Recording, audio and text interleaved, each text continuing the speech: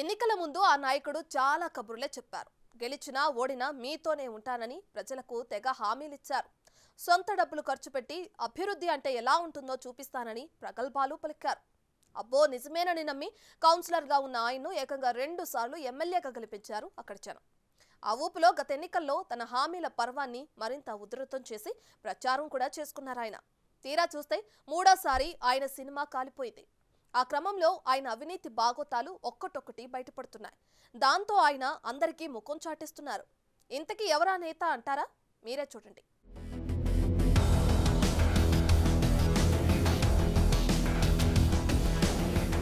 సార్వత్రిక ఎన్నికల సమయంలో కడప జిల్లా ప్రొద్దుటూరు మాజీ ఎమ్మెల్యే రాచమల్లు శివప్రసాద్ రెడ్డి చాలా ప్రగల్భాలే పలికారు. 100 కోట్ల రూపాయలు ఖర్చు చేసి ప్రొద్దుటూరు నియోజకవర్గాన్ని అభివృద్ధి పదంలో నడిపిస్తానని హామీలు గుప్పించారు. ప్రొద్దుటూరు కౌన్సిలర్ గా తన పొలిటికల్ కెరియర్ ప్రారంభించిన రాచమల్లు కాంగ్రెస్ హయాంలో ఇన్ఛార్జ్ మున్సిపల్ చైర్మన్ గా కూడా పనిచేశారు. తరువాత వైసీపీలో చేరి ఎమ్మెల్యేగా ప్రమోషన్ దక్కించుకున్నారు. వైసీపీ హయాంలో ఇష్టానుసారంగా వ్యవహరించిన ఆయన ఇప్పుడు వివాదాల ఉచ్చులో చిక్కుకుని జనానికి కనిపించటమే మానేశారు. 2014-2019 ఎన్నికల్లో వైసీపీ నుంచి భారీ మెజార్టీతో గెలుపొందిన శివప్రసాద్ రెడ్డి రెండోసారి గెలిచినప్పుడు అధికారాన్ని అడ్డుపెట్టుకుని క్రికెట్ బెట్టింగులు, మట్టి, ఇసుక, మద్యం మాఫియాలతో పాటు పేకాట క్లబ్బులు నిర్వహించి గట్టిగానే వెనకేసుకున్నారన్న ఆరోపణలున్నాయి. తన బామ్మర్ది బంగారు రెడ్డిని ముందు పెట్టి ఆయన ఆ దందాలన్నీ నిర్వహించారట. ఇప్పుడు పవర్ పోయాక రాచమల్లు అవినీతి బాగోతాలపై నియోజకవర్గంలో పెద్ద చర్చ జరుగుతోంది.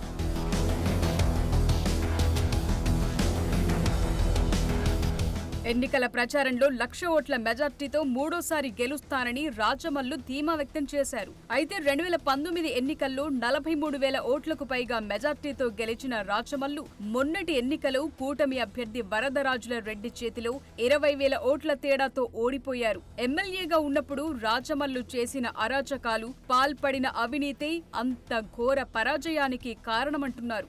వరదరాజుల రెడ్డి ఎమ్మెల్యేగా పదవి బాధ్యతలు చేపట్టినప్పటి నుండి తనదైన ముద్ర వేసుకుంటూ ప్రజల్లో మమేకమై తిరుగుతున్నారు. గత ప్రభుత్వంలో జరిగిన అవినీతి అక్రమాల్ని ఎండగడుతూ రాచమల్లు ఫ్యామిలీ అరాచకాలపై కూపి లాగుతూ వాటిపై తక్షణం చర్యలు తీసుకునే ప్రయత్నం చేస్తున్నారు.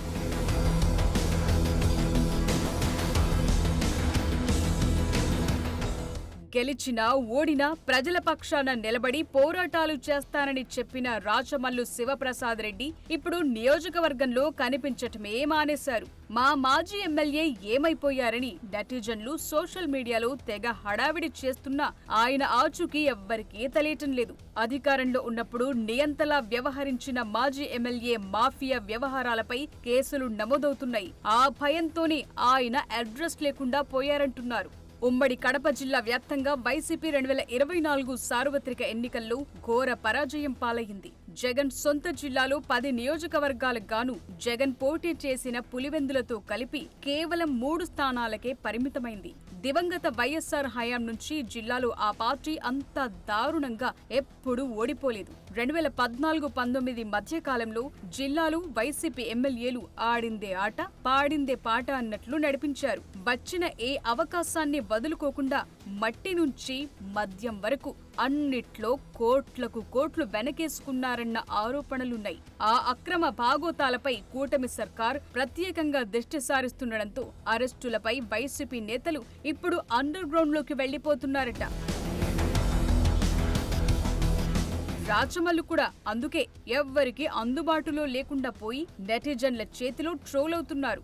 అప్పట్లో అధికారం అడ్డం పెట్టుకుని కూటమి నేతలపై కక్ష సాధింపు చర్యలు చేపట్టిన ఆ మాజీ ఎమ్మెల్యే శివప్రసాద్ రెడ్డిపై ఇప్పుడు ఎమ్మెల్యే వరదరాజుల రెడ్డి ప్రత్యేక దృష్టి సారిస్తూ ఆయన అవినీతి అంతు తేలుస్తానంటున్నారు. మరి చూడాలి నియోజకవర్గంలో మాఫియా డాన్ గా పేరు పడ్డ రాచమల్లు వారి ఫ్యూచర్ ఎలా ఉండబోతోందో.